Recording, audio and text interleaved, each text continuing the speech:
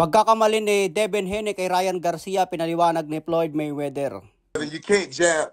When you was jabbing, you was doing like this. I see you doing like that. We here. We here. Even if it's right here. Even if you got it right here, you jab, still right here. Okay? Not this. That's amateur. So, gagawin natin yung pinapakita ni Floyd Mayweather na pagkakamali niya kung bakit natalo kay Ryan Garcia. Ayun no, expose yung panga. Talagang kitang-kita yung pagkakamali dito ni Devin Haney. Expose ang panga.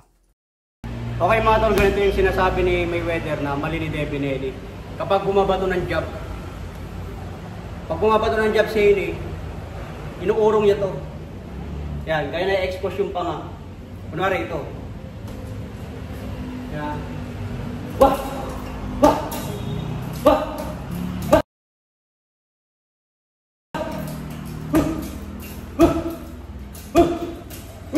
Ini-expose niya yung panga.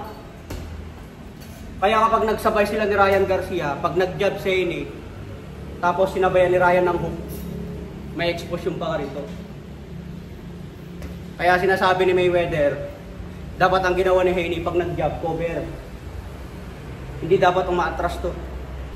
Wah! Wah! Wah! Wah! Wah! May ganito ang mangyayari pag inatras mo. Okay, diba ko? Yan. Ma-open siya. Ulit. Pag mahaba yung kamay, lalo kay Ryan, tatamaan ka ng hook. Yan. Makatama ka. Pero pag ika-close mo, yan, cover. Wah! Kahit magsabay. Wah! Wah! Wah! Pak! Pak! Lalo na kapag ang jab nyo, walang step back. Kunwari ang jab nyo lang ngayon, ganun lang. Pero pag ang jab nyo, pag ganun, mahirap pa yung mahok. Kasi pag hook, yan, hook, atras. Pero pag ang jab nyo, mabante, yari. Kaya cover talaga. Wah! Wah! Wah! Cover pa! Yan, magmaba, jab. Kasi ang ginagawa sa jab, kinakatch lang. Ginagawa jab. Jab. Kaya si Ryan Garcia na magaling mag-hook, isasabay lang niya yung hook.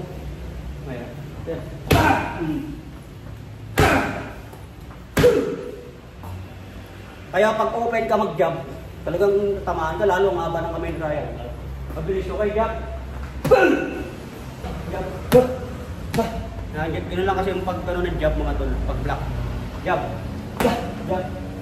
Jab. Kailangan open palm lang, tapos block.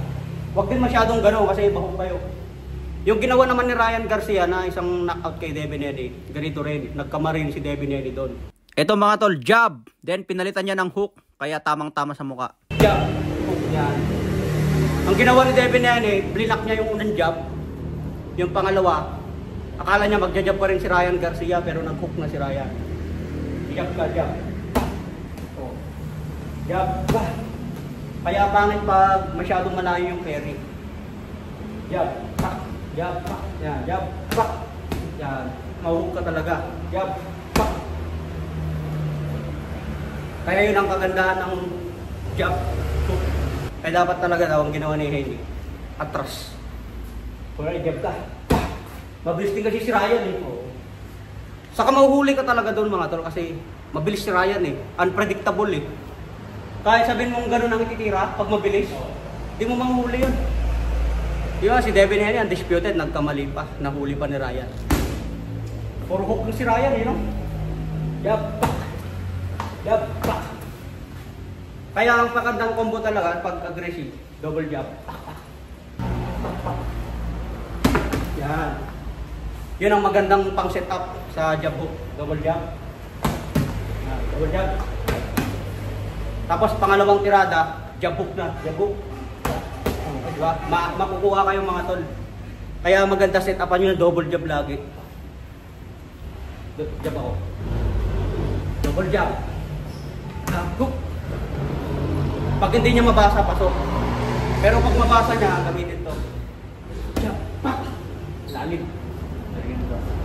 Pak. Buwa. Huwa! Iba-ibang atake talaga.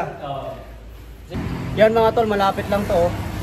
Pilitas Restaurant dito lang sa taas. Taas po ng Inco. Yan, 3rd floor. Yan, dito lang yung branch natin. Wala lang tao dahil mag-alas 12 na. Okay mga tol, so ingat tayo lagi. God bless po.